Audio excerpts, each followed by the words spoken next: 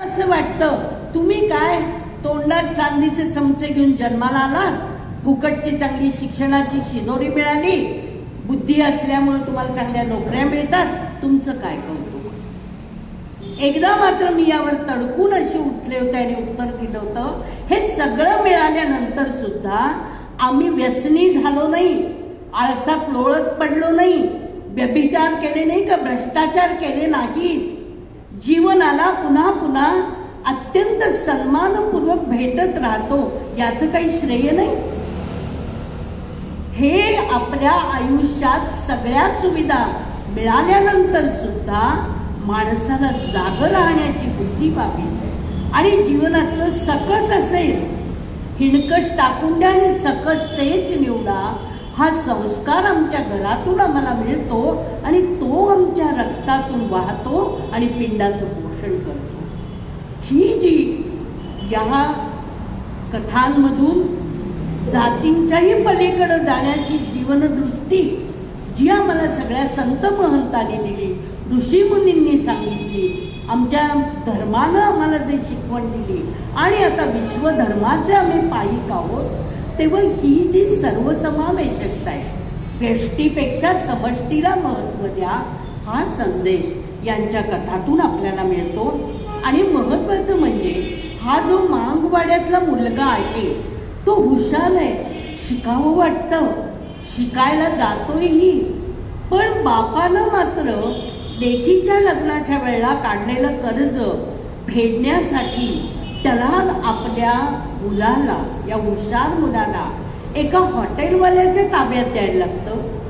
त्याच्या मिळणाऱ्या पैशातून हे कर्ज फेडावं लागणार, या एका कल्पनेनं आई बाप गुदमरून गेलेले आहेत. मुलगा पण विरोध करतो, पण कालांतरानं त्या हॉटेलवाल्याकडे राहिल्यामुळं रोज खमंग टमंग खायला मिळतंय, मस्त मजेत वेळ जातो. परत येताना आपण घरच्या भावंडाला सुद्धा काही शिदोरी आणू शकतो, यातच तो बालजीव रमून जातो. आणि याला छेद देणारं पात्र या कथेमध्ये येतं, ते म्हणजे त्यांच्या शाळेचे शिक्षक आणि मुख्याध्यापक. 8 दिवस पोरगं काय येत नाही, काय अडचण आहे. बघा, शिक्षकी पेशा हा पेशा आहे, तो धंदा नाही, तो एक धर्म आहे. हे जाणणारे शिक्षक यांनी पाहिलेले आहे. ते शिक्षक म्हणतात याच्यासाठी आपण काहीतरी केलं पाहिजे. मग शाळेतून तो सगळा निधी ते गोळा करतात, ते कर्ज भागवलं जातं आणि पुन्हा एकदा शिक्षणाच्या प्रवाहाबाहेर फेकला गेलेला आणि परिस्थितीचा बळी ठरलेला तो मुलगा सतेज अंतःकरणानं पुन्हा एकदा शाळेमध्ये येतो. मुलांना, शिक्षकांना खूप आनंद होतो आणि त्याचे वडील सुद्धा त्याला पोटाशी धरून म्हणतात, बाळा मला तू क्षमा कर. आणि मग त्यांना आनंदाश्रू येणं, ह्या आनंदाश्रूची जातकुळीच फार वेगळी आहे असं मला वाटतं. शिक्षणासाठी दाही दिशा आम्हा फिरविशी जगदीशा, कृपाळू वा परमपुरुषा करुणा कैसे तुझ नाही. तर अशी ही मांगवाड्याच्या जीवनावरची उपेक्षितांचा अंतरंग जाणणारी कथा, श्रीम माट्यांचं पुस्तक आहे उपेक्षितांचे अंतरंग. हे अंतरंग PS-नी जाणलेलं आहे आणि म्हणून या आनंदाश्रूच्या कथेच्या शेवटाला आल्यावर खरोखर वाचकांच्या डोळ्यात सुद्धा आनंदाश्रू येतात. कारण यातली भाषा, यातली पात्र, यांची परिस्थिती, या सगळ्याला त्यांच्या या लेखनामधून एक प्रकारे अगदी उत्तम अशा स्वरूपाची निर्मिती केली गेलेली आहे. यातली भाषा जी आहे आईवडिलांची, ही मांग लोकांना साजेशी आहे. शिक्षक, मुख्याध्यापक बोलतात ते त्यांच्या दर्जाशी युक्त अशी भाषा वापरतात. हे सुद्धा लेखकाचं कौशल्य आहे असं मला वाटतं. त्याच्यानंतर पैशाचं झाड सगळ्यात शेवटी मी ठेवते आहे. आणखीन एक आवडलेली, म्हणजे सगळ्यात आहेत चांगल्या, पण अगदी वेगळा विषय असलेली एका मतिमंद मुलीच्या जीवनावरची कथा आहे आणि कथेचं नाव आहे श्रद्धांजली. अशा शाळांमध्ये वेळोवेळी जाऊन आम्ही कामं केलेली आहेत आणि वेळोवेळी तिथे जाऊन त्यांची जीवन दुःख आम्ही जवळून पाहिलेली आहेत.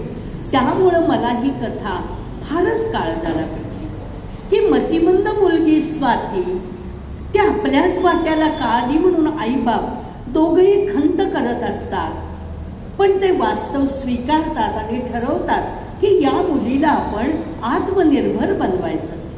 सामान्य मुलांसारखं तिला सर्व काही स्वावलंबनानं करता येईल यासाठी आपण तिच्या पाठी खंबीर उभं राहायचं. तिच्या शारीरिक, मानसिक, बौद्धिक अशा जडणघडणीमध्ये निसर्गतः असलेला दोष हा पत्करून सुद्धा आई वडील तिला प्रोत्साहित करत असतात आणि डॉक्टरने मात्र या परिस्थितीची त्यांना गंभीर जाणीव दिलेली असते. यामुळं आई वडिलांची होणारी पुतरोड, खरं सांगते तुम्हाला, एक वेळ मूल नाही झालं तरी वांझ म्हणताना दुःख होणार नाही, इतकं दुःख या मतिमंद मुलांना वाढवताना त्यांच्या आई वडिलांना सोसावं लागतं. कारण मरणात दुःख थोडे, पण हे कणाकणानं त्या जीवाची तडफड, त्याची असलेली घालमेल आणि त्याच्यावर आलेलं दुःखाचा डोंगर पाहत राहणं फार फार फार अवघड आहे. हे त्याची आई करत राहते, तिची आई करत राहते आणि करोनाचं निमित्त होतं. म्हणजे हाही काळाचा संदर्भ मला महत्वाचा वाटतो की करोनानं समाज जीवन किती प्रकारानं उद्ध्वस्त केलं, किती पणानं एकाकी केलं, किती पणानं माणसं एकमेकापासून तुटत गेली. या स्वातीच्या वडिलांना करोना होतो, हॉस्पिटलमध्ये ठेवलं जातं, ते घरी येतात आणि त्यांच्या संपर्कात आल्यामुळंच बहुधा या स्वातीलाही करोना होतो. पण तो इतका तीव्र स्वरूपाचा असतो की हॉस्पिटलमध्ये पोहोचवल्यानंतर सुद्धा तिच्यात काहीही सुधारणा होत नाही आणि एका क्षणी तिची प्राणज्योत मालवते. दोघही आईबाप अगोदर नव्हते तेवढे आता एकाकीपणामुळं आणि स्वातीच्या वियोगामुळं, चिरवियोगामुळं दुःखी होतात, उद्ध्वस्त होतात. पण तिच्या शाळेतल्या बाईच त्यांना सांगतात की तुम्ही एका मुलाला किंवा मुलीला दत्तक घ्या आणि असंख्य मुलांमध्ये तुम्हाला तुमची स्वाती पाहता येईल, एवढं तुम्ही स्वतःला व्यापक करा. हे जग खूप मोठं आहे, आपण एका डबक्यात राहायचं नाही. आणि मग ते आई वडील एका मुलीला, मतिमंद मुलीला दत्तक घेतात आणि तिला योग्य पद्धतीची श्रद्धांजली अर्पण करतात. हा श्रद्धांजली या शब्दाचा जो एक वेगळाच अर्थ या कथेमध्ये घेतलाय. खरंच म्हणजे असं आपण सुद्धा एक असं चरकातलं ऊस पिळून काढावा ना, तसं आपलं मन सुद्धा असं निष्प्राण, निस्तेज बनतं. हे दुःख कुणाच्याही वाट्याला येऊ नये अशी आपण प्रार्थना करतो. तर या कथेची सुद्धा प्रारंभापासून अंतिम याच्यापर्यंत जी उत्सुकता, ज्याच्यामध्ये एक प्रकारे पुढं काय याचा एक आवेग या कथेमध्ये फार सुंदर घेतलेला आहे.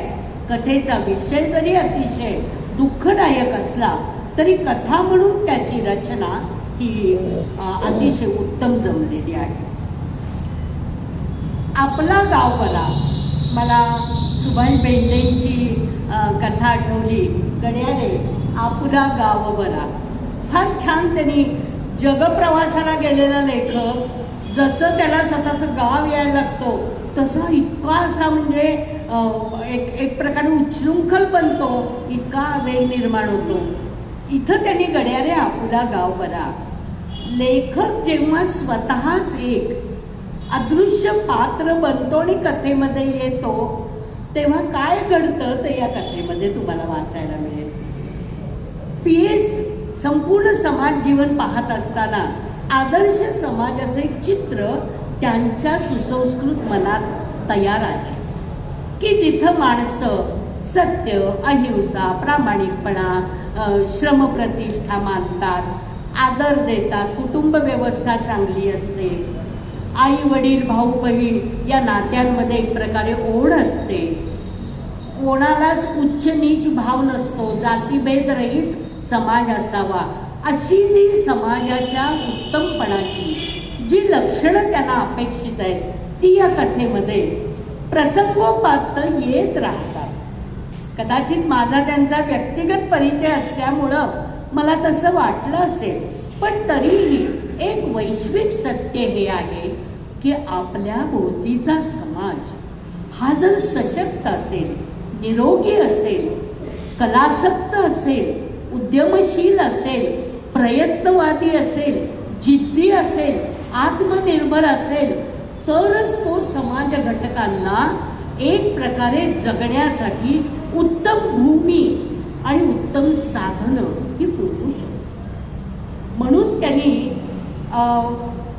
परुळे हे जे गाव त्यांनी त्याच्यात सांगितलेलं आहे, तर आत्मविकास करणाऱ्या त्या परिसराची ती एक तळमळ त्यांनी इथं मांडली आहे.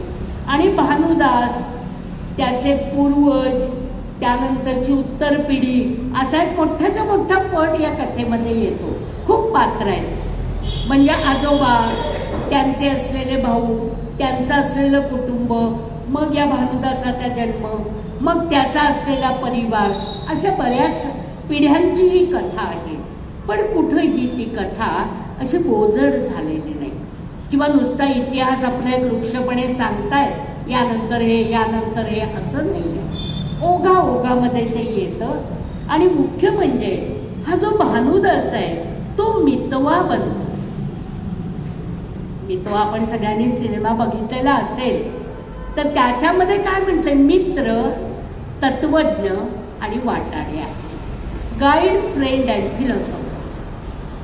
हा भानुदास मुंबईच्या घरामध्ये आपल्या मुलाला आपल्याला परक केल्यामुळं बाळबिस्तारा घेऊन आपल्या मूळ गावी येतो परुळेला, आणि दिवसेंदिवस तो त्या मातीत, त्या समाजात पुन्हा एकदा इतका खोलवर रुजतो, इतकी त्याची मुळं आत्मीयतेच्या भावनेनं त्या गावामध्ये रुजतात की त्या गावाचा कायापालट करून टाकतो हा माणूस. भजनी मंडळ काढतो, छोट्या मुलांना शिकवायला घेतो, संस्कार वर्ग काढतो, घरातच असलेल्या बायकोला या गावातल्या महिलांच्यासाठी काही प्रेरणा देऊन कार्यक्रम घडवून आणतो. कितीतरी प्रकाराने आणि गावाला एक संध करतो.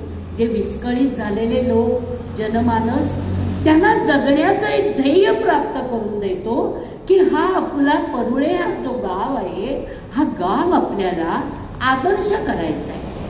आणि आदर्श हा प्रत्येक कुटुंबीय, प्रत्येक समाज घटक जेव्हा बनेल तेव्हाच त्याचा संकलित परिणाम होणार आहे. हा जो स्पॅन किंवा हा जो एक मोठा आवाका, एक कॅनव्हास इतका मोठा आहे या कथेमध्ये. आणि त्यामुळं म्हणजे मुंबईच्या चाळीतलं जीवन तिथं पासून ते या खेडेगावाच्या कायापालटानंतर वेळोवेळी आता गावातले नास्तिक लोक सुद्धा भजन कीर्तनाच्या नादानं देवळाकडे त्यांची पावलं वळायला लागली. एकमेकींच्या उकाळ्या पाकाळ्या काढणाऱ्या बाया आता एकमेकींच्या सुखदुःखात धावून जायला लागले. आणि एकमेकांचे शेजारी असलेले सख्खे शेजारी बनले. हा कायापालट या माणसानं आपल्यामध्ये असलेलं जे जिद्दीचं, संजीवनीचं जे एक जादुई रसायन आहे ते त्या गावावर फेकलं. मला फार आवडली ही कथा. असा गाव प्रत्येकानं आपल्या छोट्या छोट्या भागामध्ये जरी बनवला तरी मग हे कोल्हापूर कुठल्या कुठं जाऊ शकेल. त्याच्यानंतर एक अतिशय उत्तम अशी कथा, माहेरपण.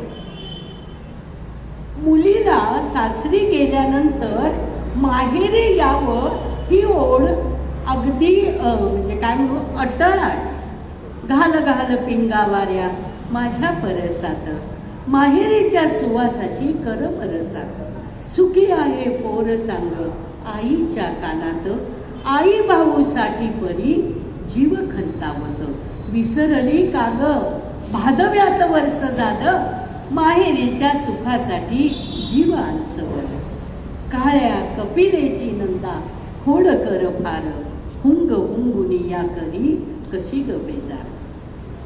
हा सगळा जो आपलं सगळं घरदार मागचे लागे बांधे तोडायचे आणि मुळासकट उपटलेली वेल एका दुसऱ्या मातीत जाऊन रुजायची, जिथं तिला योग्य खत पाणी शिंपण सावली काही मिळेल की नाही खात्री नाही, अशी ही सासर नावाची माती जेव्हा एखाद्या मुलीला तिच्या माहेराकडचं जाणं हे दावं तोडलेल्या जनावरासारखं उधळून जावंसं वाटतं, त्यावेळेला माहेरपणी ही कथा निर्माण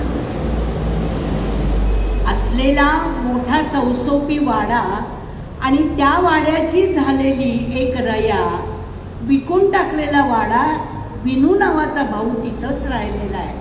बरीच वर्ष लोटल्यानंतर आणि तो विनूही निवर्तल्यानंतर मग त्या माहेराची झालेली जी एक अत्यंत नकोशी अशी दशा ती या माहेर वाशिनीला नको वाटते.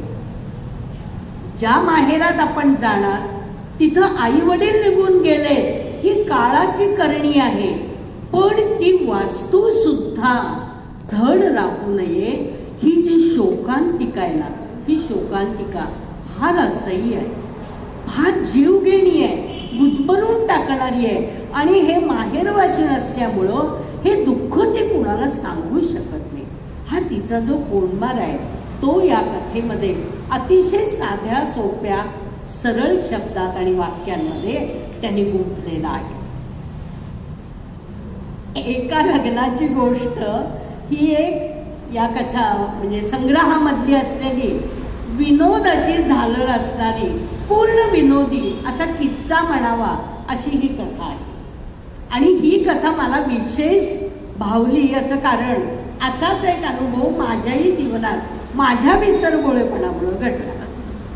म्हणजे मागच्या शुक्रवारी एका ठिकाणी असलेलं रिसेप्शन ते मी या शुक्रवारी सुंदर तयार होऊन त्या रिसेप्शनला चालले. त्यावेळेला मला डॉक्टरनी सांगितलं, अगं हे मागच्या आठवड्यात होतं, आत्ताच्या शुक्रवारी तू चाललीस.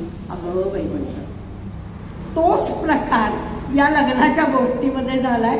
फार बहारलं आणि मस्त, अगदी हलकी फुलकी खुसखुशीत आणि काही कुरकुरीत आणि तरी सुद्धा मानवी जीवनाचा एक वेगळा कानोसा घेणारी अशी कथा आहे की लेखकाला त्याच्या एका सहज ओळख झालेल्या अशा फिरायच्या ग्रुपमधल्या माणसानं आपल्या मुलीच्या लग्नासाठी निमंत्रण दिलंय, कार्यालय पण सांगितलंय, पण पत्रिका मात्र हातात नाहीये.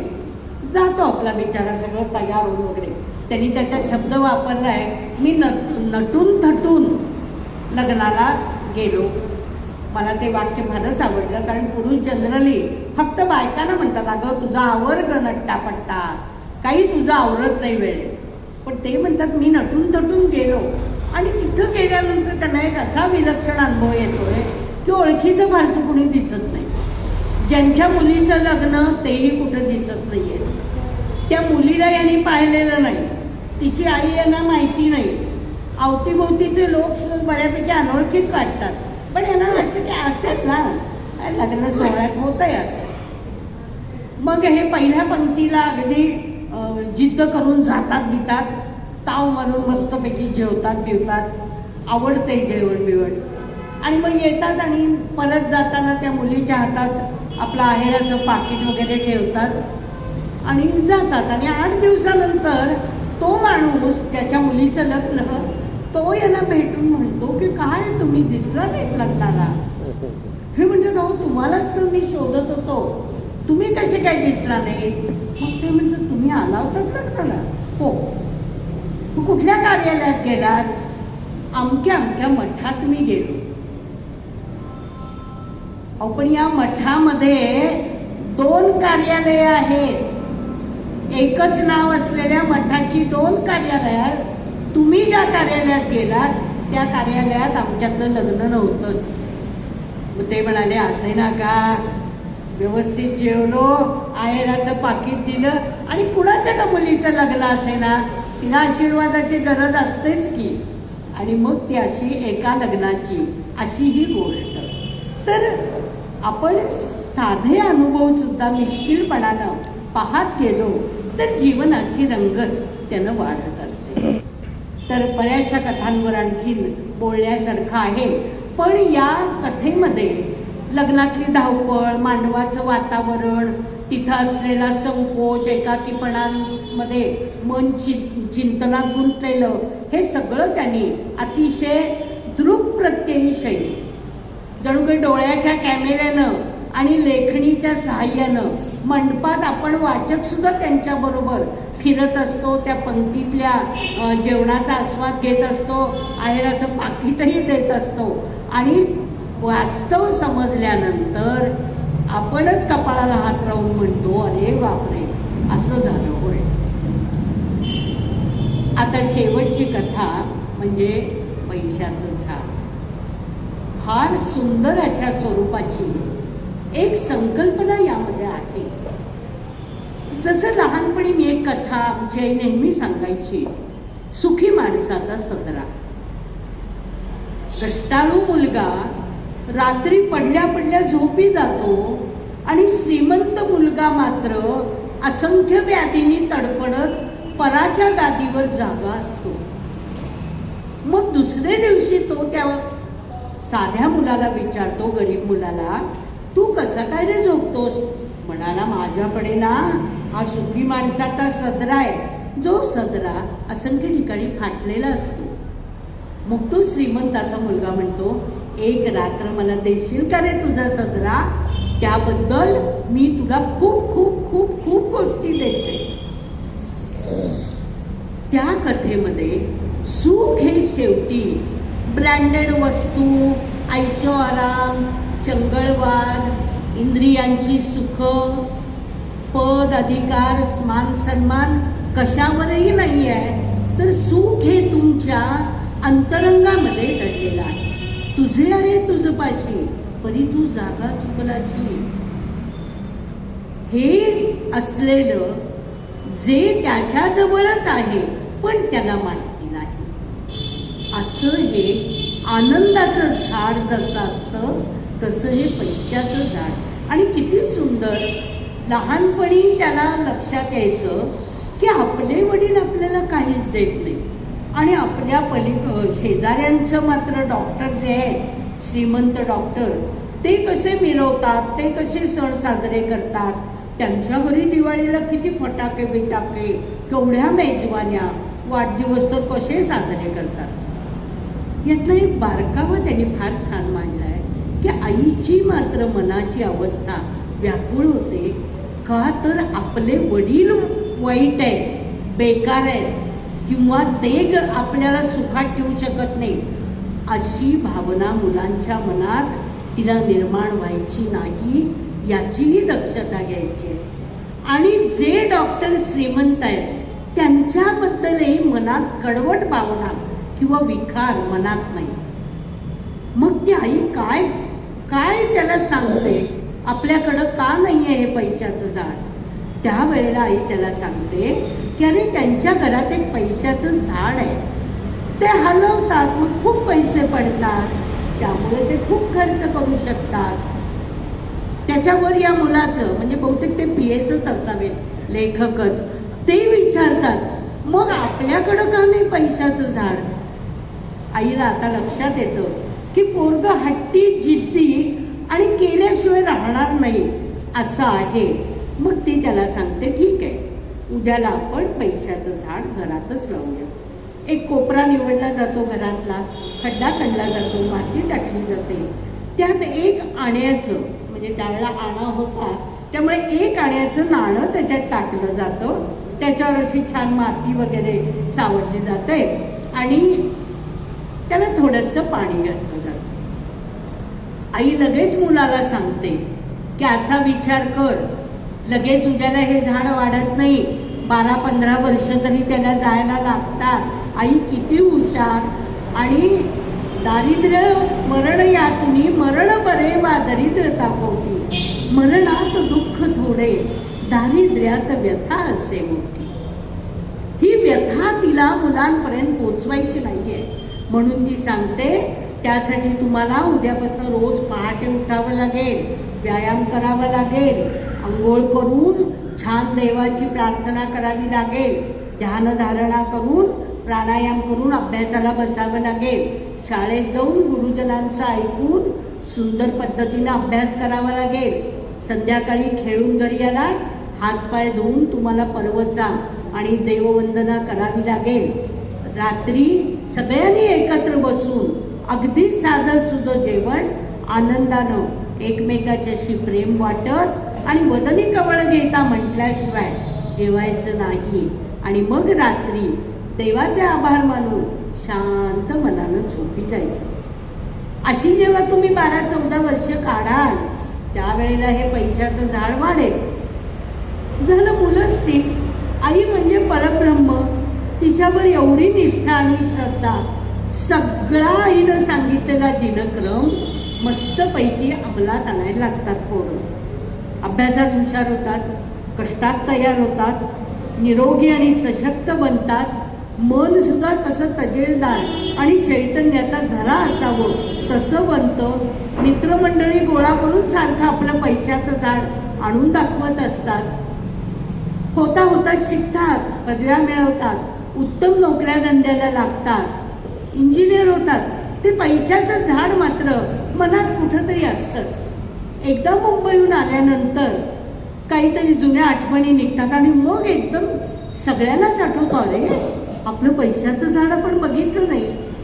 घराच्या त्या कोपऱ्यात ते पैशाचं झाड असतं, तिथं ते खोदतात, तो आणा सापडतो आणि तो वृद्ध आईच्या हातावर देत मुलं कृतज्ञतेनं म्हणतात, आई तुझ्यासारखी मार्गदर्शक होती म्हणून पैशाचं झाड तिथं नाही, आमच्या मनोभूमीत आमच्या बुद्धीमध्ये ते तू पेरलंस, निगुतीनं त्याची निगराणी केलीस, वाढवलंस, त्याला तुझ्या सजगतेचं पाणी घातलंस, आमच्या कष्टाची माती त्यामध्ये घातली, आमच्या आत्मविश्वासाचं खत आम्ही त्याला घातलं आणि मग हे पैशाचं झाड आज प्रत्येकाच्या आयुष्यामध्ये दौरून आलंय. अगदी तयाचा वेलू गेला गगनावेरी असं म्हणावं इतकं हे पैशाचं झाड छान झालेलं आहे. हे पैशाचं झाड या कथेच्या द्वारे लेखकानं तुमच्या माझ्या मनात इतकं खोलवर रुजवलंय की माती कधीच भुसभुशीत होणार नाही आणि मुळं कधीही उखडली जाणार नाही. आणि हा पैशाच्या झाडाचं हे डेरेदार वृक्षत्व अनेक खिल्लारांना आणि पांथस्थांना आधार देत राहील. म्हणजे मिळवलेल्या पैशाचा उपयोग जेव्हा गरजवंतासाठी आम्ही करू, सावलीसारखे त्याच्या मार्गात जेव्हा आम्ही थांबू आणि मुख्य म्हणजे त्याची फळं फुलं कुणीही पांथस्थानी येऊन हक्कानं खाऊन जावी, एवढं आमचं मन विशाल आणि उदार बनलं पाहिजे.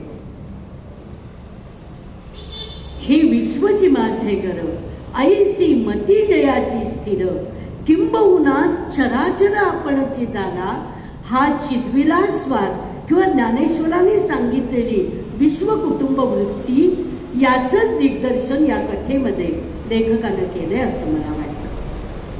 कथांच्या विषयांना पात्रांना अनुरूप अशी भाषा, संवाद हे माध्यम, व्यक्तिनिष्ठ प्रसंगनिष्ठ किंवा ज्याला आपण काय म्हणतो समाजनिष्ठ असे अनेक संघर्ष प्रसंग कथेमध्ये आलेले आहेत.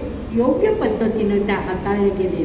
कथा शेवटपर्यंत वाचावी यासाठी असलेला जो ओघ तो सुद्धा यात आहे. आता सगळे पैशाचं झाड जरी सुंदर असलं तरी एक साहित्याचे अभ्यासक म्हणून मला 1-2 गोष्टींकडं अंगुली निर्देश करावासा वाटतो आणि तो म्हणजे फॉर्म ऑफ लिटरेचर, साहित्य प्रकार म्हणून कथा काय असते.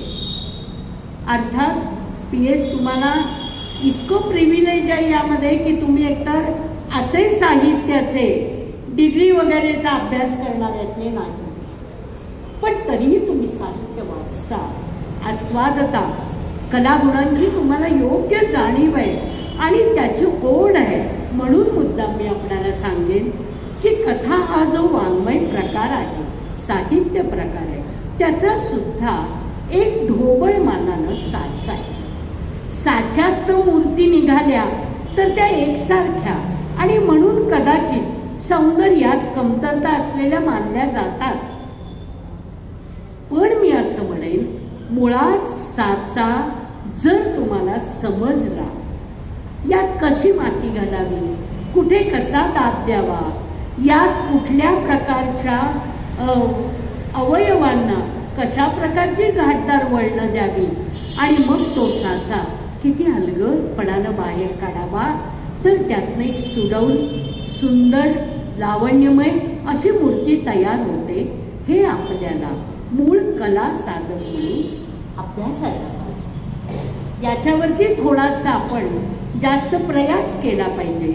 थोडंसं मी म्हणेन की हे मडकं कथेचं थोडंसं थापटणीनं थापायला पाहिजे आणि जरा कुंभाराच्या आवळ्यामध्ये भाजायला पाहिजे. मडकं चांगलंच आहे, माती उत्तम आहे, घडवणारा तर काय अनुभवी आणि अमृत महोत्सवी जीवनाचं वर्ष साजरा करणारा इतका प्रकांड पंडित आहे. फक्त त्याला या काही किरकोळ तांत्रिक बाबी जर कळल्या तर तो अधिक सुंदरपणानं कथा लेखन हाताळू शकतो.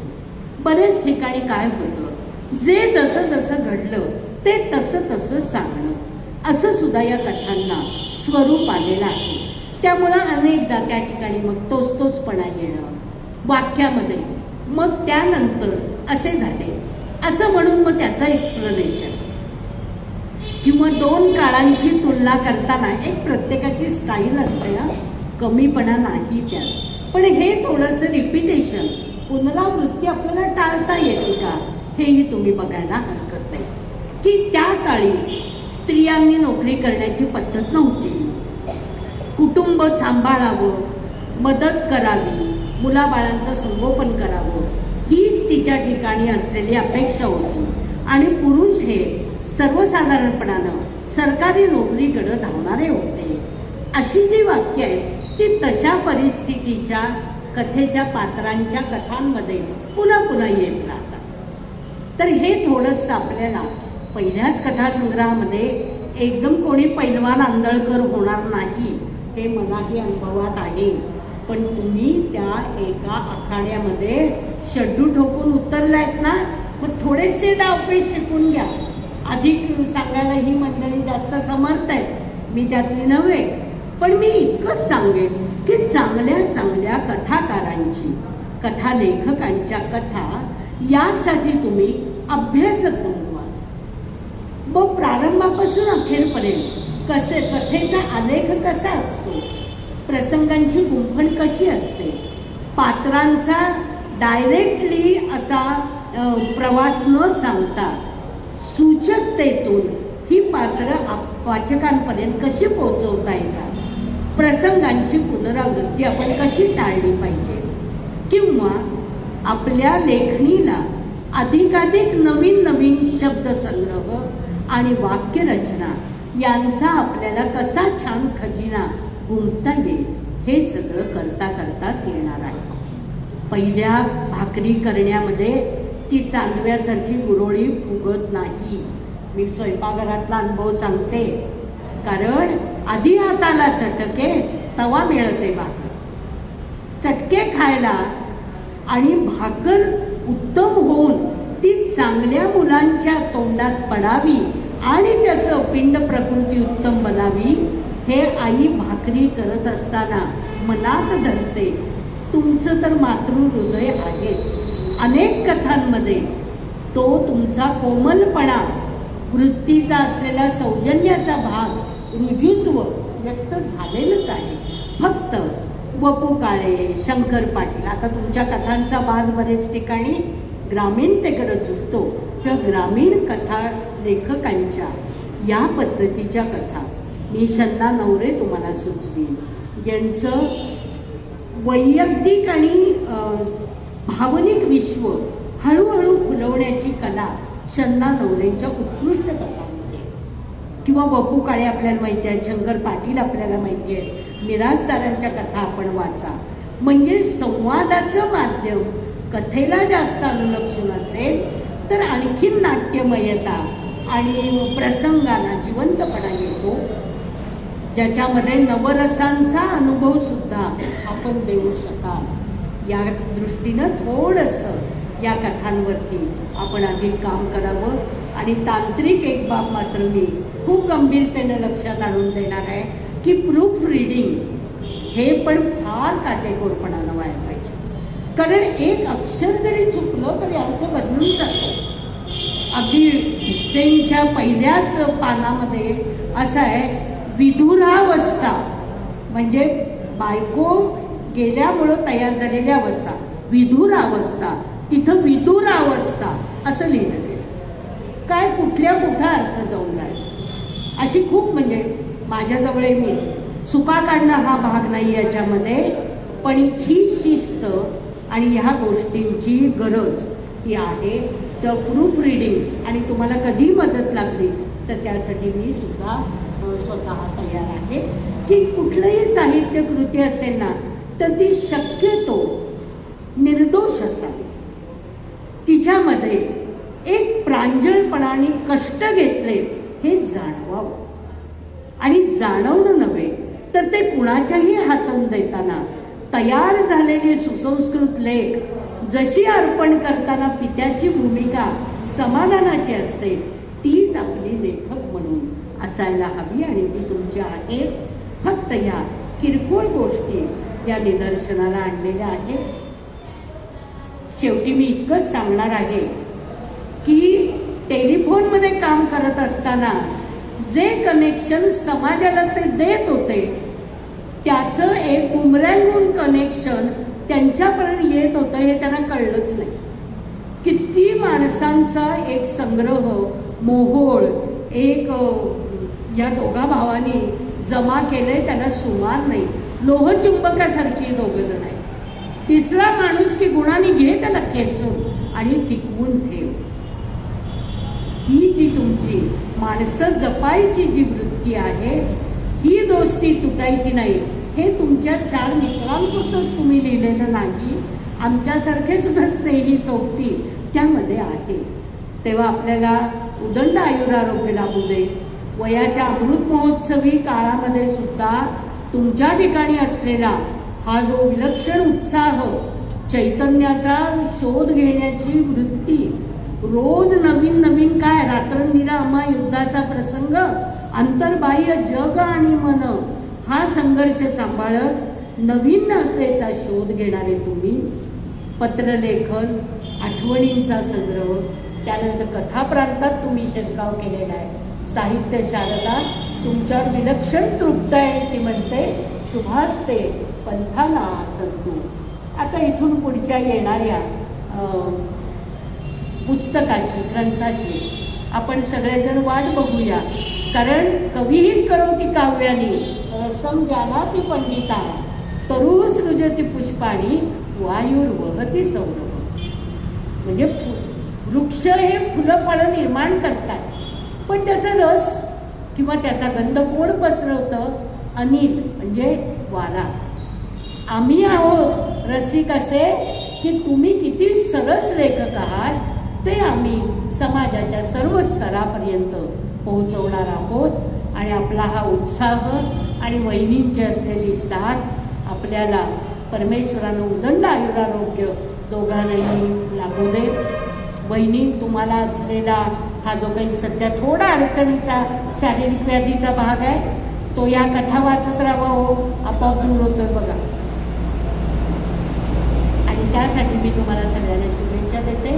या ठिकाणी आपण सर्वजण सहनशीलतेनं माझं एक विवेचन ऐकून घेतलं त्याबद्दल धन्यवाद.